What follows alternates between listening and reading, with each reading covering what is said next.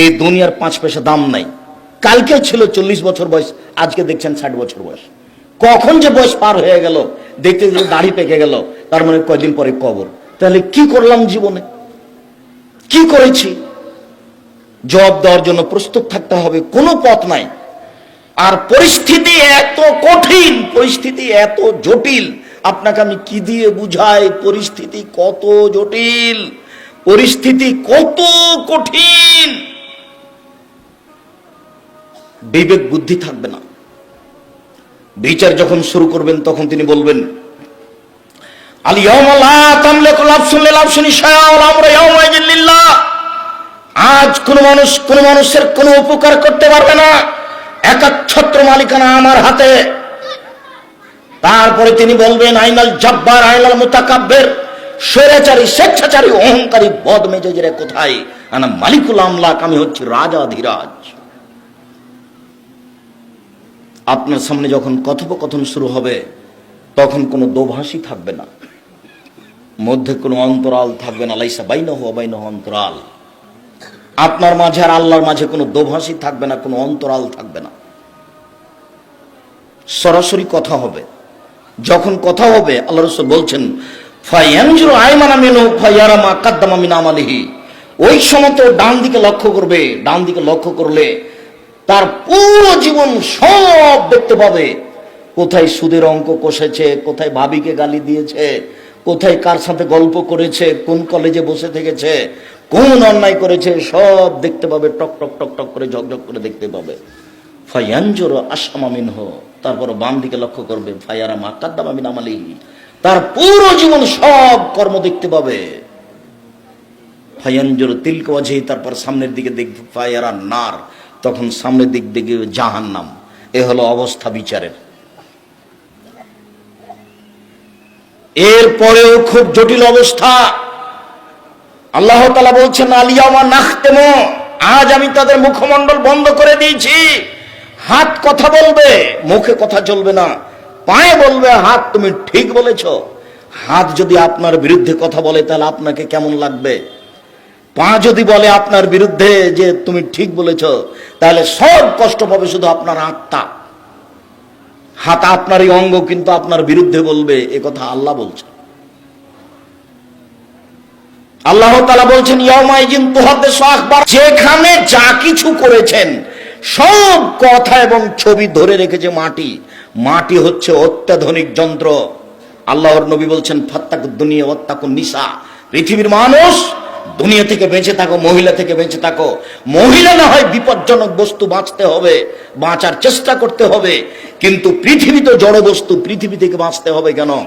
পৃথিবী সবচেয়ে ভয়াবহ অত্যাধুনিক যন্ত্র। সিসি ক্যামেরা লাগা আছে, তাই আপনি ভয় পাচ্ছেন যে কথা ধরে নেবে ছবি সহ। ও তো নষ্ট হয়ে যেতে পারে। পৃথিবী, এই মাটি কত ভিন্ন ধরনের অত্যাধুনিক যন্ত্র, তা আপনাকে আমি বুঝাতে অক্ষম। আপনার ছবি সহ কর্ম ধরে রেখেছে। বিচারের মাঠে top top top top top top করে কথা বলবে, সব কর্ম বলে দিবে। আবার এগুলো ছবিতে আসবে, মিসকালা যারাতিন খাইরা ইয়ারা, মিসকালা যারাতিন শাররা ইয়ারা। যা কিছু করেছেন বিন্দু মাত্র সব চোখের সামনে চলে আসবে, দেখতে পাবেন পুরো কর্ম। শুধু এই পর্যন্ত নয়, বিচারের মাঠে আপনার একটা হাতে খাতা দেওয়া হবে। খাতা আপনি পাতা উল্টাবেন আর পড়বেন আর বলবেন, মালে হাজাল কিতাব লা ইগাদিরু সাগীরাতা ওয়ালা কাবীরা। কি আশ্চর্য ধরনের বই, জীবনে ছোট বড় যা করেছি সব লেখা আছে। এটা হলো বিচারের অবস্থা। কাজেই বয়স আজকে তোমার 20, তার জন্য মনে করিও না যে কালকে 20 থাকবে। ঘুম থেকে উঠে দেখবা তোমার বয়স 40 হয়ে গেছে। বুঝতেই পারবে না কখন দেখবে 60 হয়ে গেছে, কখন দেখবে চলে যেতে হবে। সব কিছু বুঝিয়ে দিতে হবে। অতএব সম্মানিত দিনী ভাই বোন, ভদ্রতা বজায় রেখে চুপচাপ পরকালের আশায় শুনে আমল করবে এই লক্ষ্যে, আল্লাহকে সন্তুষ্ট করার আশায় বসে থাকুন। আপনার কিছু না কিছু উপকার করবই করব ইনশাআল্লাহ। দ্বিতীয় জরুরি কথা, ধর্মের নামে মিথ্যা ধর্ম আছে, এ কথাই ঠিক।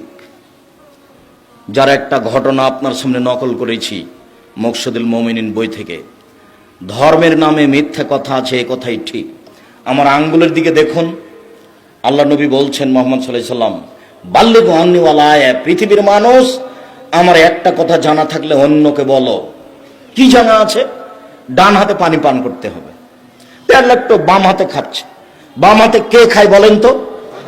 শয়তান। তো আপনি দেখার সাথে সাথে বলুন, ভাই ভাই কিছু মনে নিয়েন না, ডান হাতে খান ভাই, ডান হাতে খান। ও মন খারাপ করতে পারে, কিন্তু আপনার সুলিও হবে না, আপনার ফাঁসিও হবে না। যদি আপনি তাকে ডান হাতে খেতে বলেন, তাহলে কি ও মামলা করে সুলি দিতে পারবে, ফাঁসি দিতে পারবে? মন খারাপ করতে পারে, এতটুকু বলতে পারে, যাও তোমার ধর্ম তুমি মানো, এখানে সে ঢং দেখো কেন, এটা বলতে পারে। কেননা এটা বাঙালির স্বভাব। সৌদির স্বভাব হলে একটু বলতো না, চুপ থেকে যেত, মানবে না হয় মানবে না। খুচরা কথা তারা বলে না, বলা প্রয়োজন মনে করে না। খুচরা কথা বলা আমাদের স্বভাব, আর একজনের পিছনে লেগে থাকা আমাদের স্বভাব, আর একজনের পিছনে লেগে থাকা দলীয় স্বভাব, আর একজনের পিছনে লেগে থাকা দোকানপাটে বসে থাকা স্বভাব। দোকানে দুজন বসেছিল, আপনি ওরা দুজন একজন আর একজনের বদনাম করছে, তা আপনি গিয়ে বলছেন হ্যাঁ ঠিকই বলেছিস, আসলেই খারাপ। এখন আপনি তাহাজ্জুদ পড়ে যান, জান্নাতে যান দেখি। সব তাহাজ্জুদ যদি এখানে লাগা যায় তাহলে কি হবে? সব তাহাজ্জুদ যদি এখানেই লেগে যায় তাহলে কি হবে? ওটা তো সামাজিক ব্যাপার, আপনি তো ওখানে বলতে পাবেন না এই কথা। আপনার যাওয়াই অপরাধ, আপনি গেলেন কেন? আপনাকে তো আমি 30 বছর থেকে বলছি যায়েন না। লবণ কিনতে গেছেন, মরিচ কিনতে গেছেন, দাঁড়িয়ে থাকবেন। লবণ আর মরিচ নিয়েছেন, টাকা দেওয়া হয়ে গেছে, চলে আসবেন।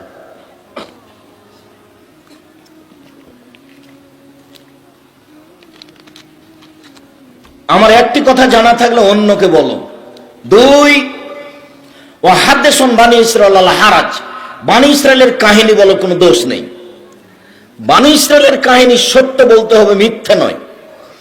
বানি ইসরায়েলের কাহিনী যেমন আপনাকে একটা বাক্য দেখাই। ইশতারা রাজুলুন মিন রাজুলিন আকারান, একটা লোকের কাছে জমি কিনে নিয়েছিল। ফাওয়াজাদা ফি আকারিহা জাররা, জমি কিনে নিয়ে যখন জমি চাষ শুরু করেছে, তাতে একটা স্বর্ণের পাতিল পেয়েছে। তখন স্বর্ণের পাতিলটা জমি বিক্রেতার কাছে নিয়ে গেছে। জমি বিক্রেতার কাছে নিয়ে গিয়ে বলছে, খুয যাহাবাকা মিন ইন্নামা ইশতারাতুল আরদ মিনকা ওয়া লাম আবতা মিনকা যাহাব, আপনি স্বর্ণের পাতিল নেন, আপনার কাছে আমি জমি কিনেছি, পাতিল কিনিনি। তখন জমি বিক্রেতা বলছে, বেতলার জন্য ফিয়া, জমি বিক্রি করেছি, জমিতে যা কিছু ছিল সব বিক্রি করেছি, আমি স্বর্ণের পাতিল নেব না। এটা ঈমান। এখনই আপনি দোকানদার, আপনাকে একটা লোক 500 টাকা নোট দিয়েছে, তো বুঝতে পারেনি এটা 200 টাকা মনে করে দিয়েছে। তা আপনি এখন ফেরত দেওয়ার সময় কি যে করলেন বুঝতে পারলেন, ওই আর কিছু বুঝতে পারলেন না, আপনি চুপ থেকে গেলেন, অল্প কয়েকটা টাকা। আর আপনাকে তো খুব ভালো করে চিনে মানুষ, আপনি মসজিদের বাজার করতে গিয়েছিলেন, তাই আপনি 30 টাকার নাস্তা করেছিলেন, মনে নেই আপনার? মসজিদের বাজার করতে গিয়েছিলেন, 30 টাকার নাস্তা। জীবনে আপনার নাস্তা জুটে না, ভিক্ষা জুটে না, মসজিদের টাকা দিয়ে আপনাকে নাস্তা করা লাগে কেন? যে কয়েকজন মসজিদের বাজার করতে গেছেন, সব কয়েকজনকে নিজের টাকা দিয়ে নাস্তা করাবেন, তখন আপনার কাজে বরকত হবে। তখন আর ভিক্ষা চেয়ে মসজিদ করা লাগবে না, তখন আপনারা কয়েকজন করতে পারবেন। আপনাদের জামিয়া সালাফের আমি কোনোদিন এক সন্ধ্যায় খাইনি, যদি খেয়েছি টাকা দিয়ে দিয়েছি। যান আপনাদের জামিয়া সালাফি, রূপগঞ্জ নারায়ণগঞ্জে যান, না রাজশাহীতে যান, মানে ফাইল আছে। আমি আপনাদের জামিয়া সালাফের এক সন্ধ্যায় খাবো না, ইনশাল্লাহ খাবো না। আমার মনে বড় স্বাদ, এদেশের মাটিতে আমি উন্নত মানের প্রতিষ্ঠান গড়বই ইনশাল্লাহ। সেটাই জামিয়া সালাফিয়া, যেখানে ছেলে মেয়ে বাংলা, ইংরেজি, আরবি উন্নত মানের শিক্ষা অর্জন করে জাতির অন্যায়ের বিরুদ্ধে লড়বে, মুখে কলমে মিডিয়ে। মুখে বলে যাচ্ছি, কলমে মাসিকা লিতে সম্পত্রিকা দিচ্ছি। জাতির জামিয়া সালাফের মুখপাত্র পত্রিকা মাসিকা লিতে সম্পত্রিকা, আপনি নেন কিনা আমি জানি না, ক্ষতিগ্রস্ত হয়েন না। আমি এর জন্য কষ্ট কম করিনি, এর জন্য আমি মাসে 2-1 পয়সা ব্যয় করি না, লক্ষ লক্ষ টাকা ব্যয় করি। জাতির মনে করি সবচেয়ে উন্নত মানের পত্রিকা, 50টা প্রশ্নের উত্তর আছে, মাসিকা লিতে সম্পত্রিকা আমি কলমে জাতির খিদমত করার চেষ্টা করছি। যদি আমার ব্যক্তিগত বইটা কিনেন তাহলে আমার উপকার হবে, আর যদি মাসিকা লিতে সম্পত্রিকা কিনেন তাহলে আপনার জাতির উপকার হবে। মাসিকা লিতে সম্পত্রিকায় 50টা প্রশ্নের উত্তর আছে, এটা আমার